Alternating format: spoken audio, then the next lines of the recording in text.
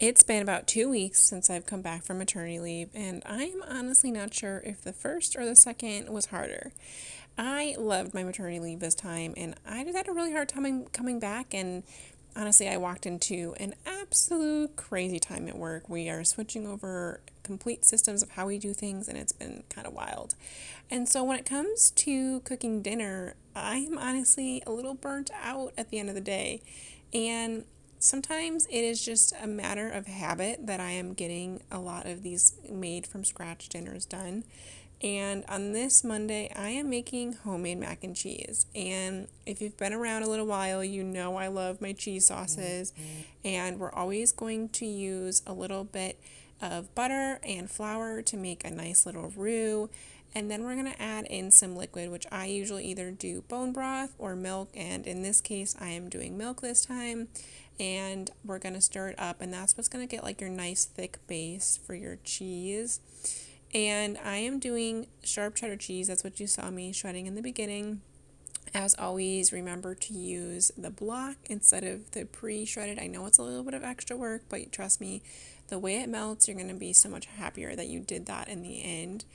And we're going to use some box noodles because, sometimes we need a little bit of a shortcut. And most of the time, a lot of box noodles, the ingredients aren't that bad. So, and I love a corkscrew in a mac and cheese.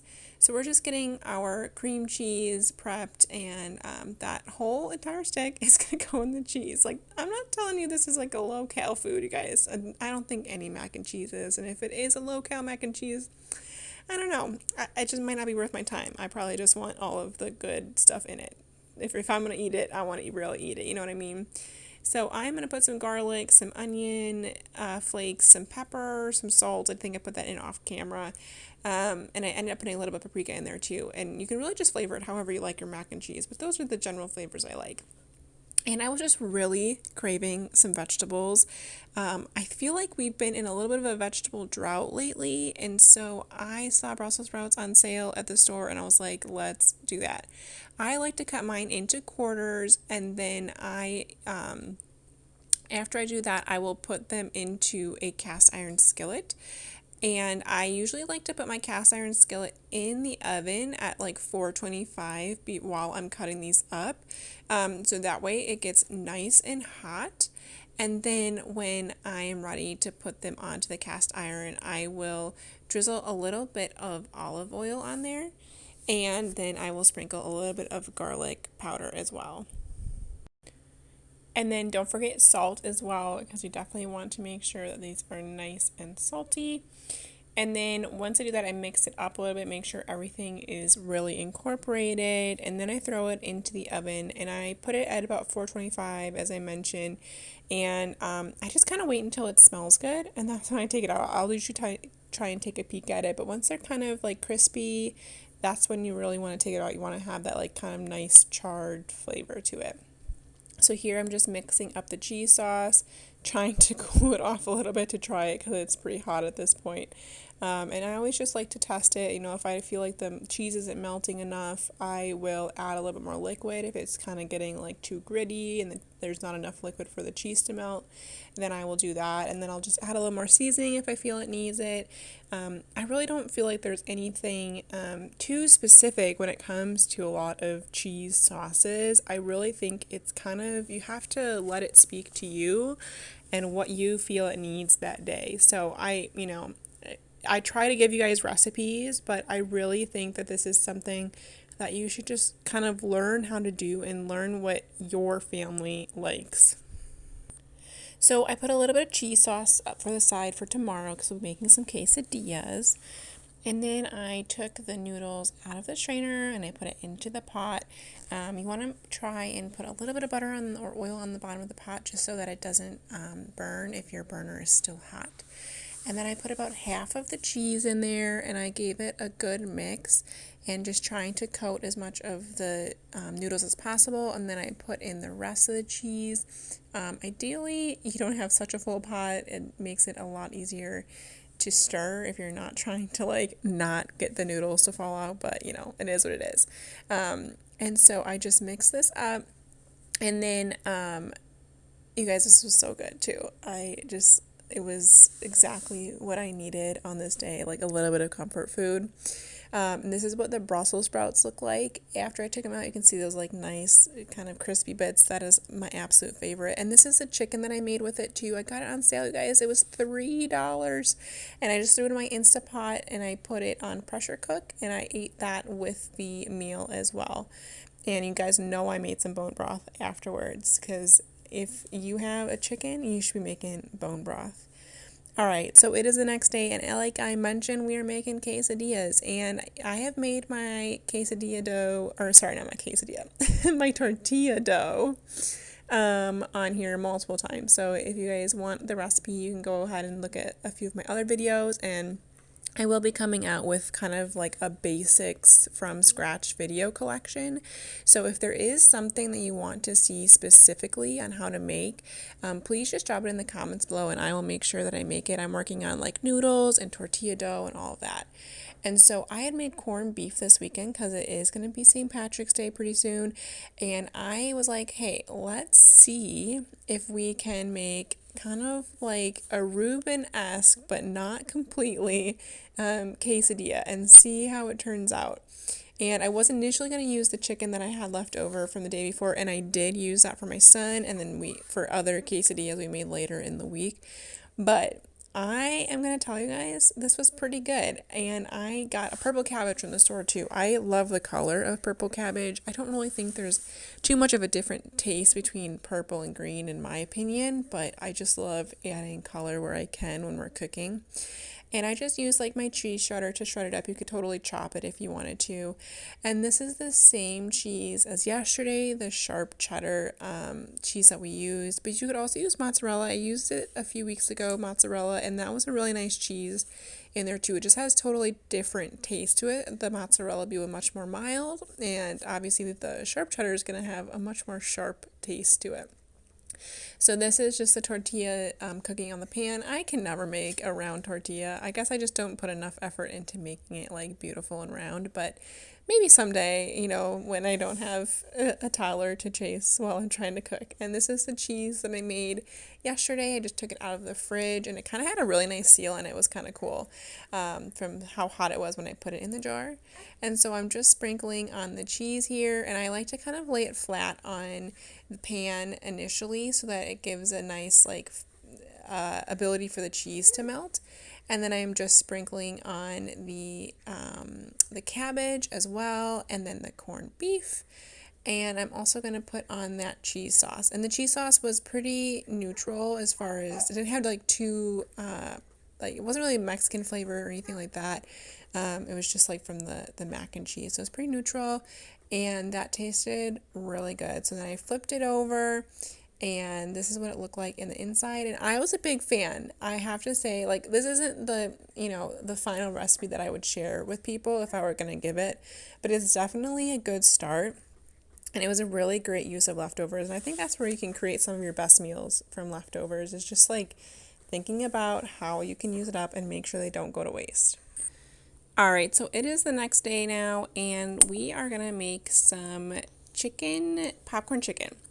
And this is going to be kind of similar to my Chick-fil-A copycat recipe. So if you have watched that, it is similar except for what we marinate the chicken in. So it's going to be more of a buttermilk chicken, and I never carry buttermilk, nor do I usually buy it because it's kind of expensive, but you can create something very similar by using milk and a little bit of lemon juice, which you saw there, and you just let it sit on the counter for like 10 minutes or so, and you'll start to see some of the milk separate, and that's what kind of sours the milk and makes it into a buttermilk. Now, while that milk is souring, I am cutting up my chicken thighs. Now, chicken thighs are one of the cheaper cuts of chicken, and they also conveniently make a very good fried chicken. It retains the moisture a lot better than a chicken breast would, and it's just, I don't know, I think it tastes a little bit better too. I'm a big dark meat fan though, so I don't know. I know a lot of people don't like dark meat, but I just can't relate to that. So I put all of the chicken into the faux buttermilk mixture, and then I put some garlic powder, and I also put in some paprika and some salt and pepper, and I think I put a little bit of ancho chili powder in here too, just for a little bit of kick. It did not make it spicy by any means, but it did add a really nice depth of flavor. Truly, you could put in anything you want here. I have put in mustard powder in the past, kind of just different ingredients, whatever you think was going to taste good in a marinade. And then you're going to want to mix it all up, so get your hand in there and go ahead and mix it all together. And make sure that all of the seasonings are well incorporated. And don't forget that salt too. Salt is so important for this. We're going to be salting this multiple times. But yeah, go ahead and get your hands in there and get that mixed up well. And then we're going to, after that is all mixed up, we're going to go ahead and put it into our fridge and let it sit for at least 30 minutes. So if you're making this on a weeknight and you're just starting it out, do 30 minutes. If you think about it, do it the night before or before you go to work. The longer you let it sit, obviously, up to a day, it's going to have the most amount of flavor. And so now at this point, I have let it sit for probably about 6 hours. I did it during my lunchtime. I do work from home, so I just quick chopped it up over lunch. And so I'm going to get out here. I started with 1 egg, but I ended up actually using 2 eggs. I did a lot of chicken. I think I did close to 4 pounds of chicken. So I ended up doing a lot of mixture here. But you want to put eggs into a bowl and you want to whisk those up. And then you want to put in some flour. I think I probably put about 1.5 cups here, and I probably ended up doing another 1.5 cups later on. And then you're going to want to add your spices. So I added pretty much the same spices that I added before. Nothing too different. I don't think I put the ancho chili powder in there just because I didn't want it to be too spicy, and I wanted to make sure that my son was interested in eating them. But certainly, again, you can really put whatever spices float your boat here. And then you just want to make sure that you mix it up and incorporate it really well. That way everything is evenly seasoned when you put your coating on your chicken. So what I'm going to do is I'm going to take out a baking sheet, and I like to just put all of my chicken as I bread it on there, and that way when I'm ready I can just go ahead and take from that baking sheet and put a bunch in at one time, and I'm not like plopping in one at a time or anything like that. So dip it in your egg mixture and then put it in your flour mixture, and I always like to have one hand for each. That way you have a wet hand and a dry hand, and your hands don't get like super gunky. I mean, at least minimally. You can't avoid it completely.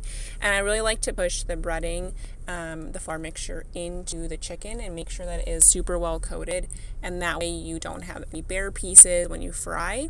And that just makes it like just that much better.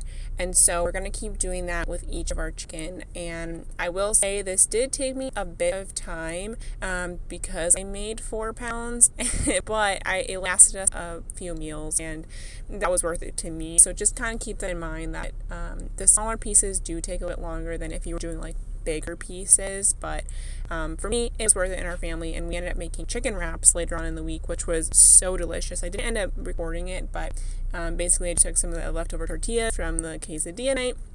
I put some cheese, cabbage, some leftover ranch, I'll show you guys I'm making in a little bit, and those were really good too. So once I had a bunch prepped, then I started throwing them into a pot with hot oil, and the oil's about medium heat. I think you generally want it around 350. I don't have a thermometer, so I just kind of go based on how they're frying. And so I did about 3 minutes each for these, each batch, and it worked out really great. They were cooked all the way through, and the outer part was really nice and crunchy, and so that worked out really well for us. And then you want to make sure that you put a little bit of salt on it on each batch. That way they still have a really nice salty flavor on it, because anytime you fry stuff you just want to put a little bit of salt on it as well. And here you can see I'm putting it into the frying oil, one at a time here because I got baby, and I just want to make sure that I'm far enough away from the oil that she doesn't get hit with anything. But yeah, you just always want to be careful and kind of place it away from you. So now I'm going to make some ranch quick. Now, I just cannot have any sort of chicken tender or anything like that without ranch. I am from Wisconsin, and if you know, you know, we eat everything with ranch. So to make a ranch, it's basically like a mayo with some dill, and with some like yogurt or sour cream. So I make my regular mayo base, which is like 1 egg, a little bit of lemon juice, a little bit of olive oil, salt, pepper, mustard seed, and then I also add in some dill here. And then once I add in the oil, then I'm going to go ahead and blend it up with an immersion blender. You could also do it hand, like with a whisk, but it's gonna definitely take you a lot longer. I have made mayo by hand before, but it does take a little bit of effort. But if you're looking for a workout, I wouldn't say you shouldn't do it. So I usually try to blend it into the mayo consistency, so like it'll get nice and thick. You want to make the emulsion so that everything is nicely combined. And then once you get that consistency, that's when I add in the yogurt. And usually it's yogurt just because that's what I tend to have on hand more than sour cream. My son loves yogurt. He's going through yogurt phase, so I almost always have it in the fridge. And that gives it the nice kind of tang that you're used to with ranch. So then you just want to blend that up together. And it came out a little bit thicker than I usually like it. So if it does that, you can just add a little bit of milk and kind of thin it out a little bit. But it tasted awesome. And if you think of it, I would make this the night before because it always just tastes better when it's sitting overnight. Now, this is all of the chicken and how it turned out. It was so good, and if I'm honest, this is all we ate. We ate the chicken and the ranch for dinner, and it was delicious. I had no patience to eat anything else, but if this was helpful for you, please share with your friends, and don't forget to subscribe so you can keep up to date with new videos.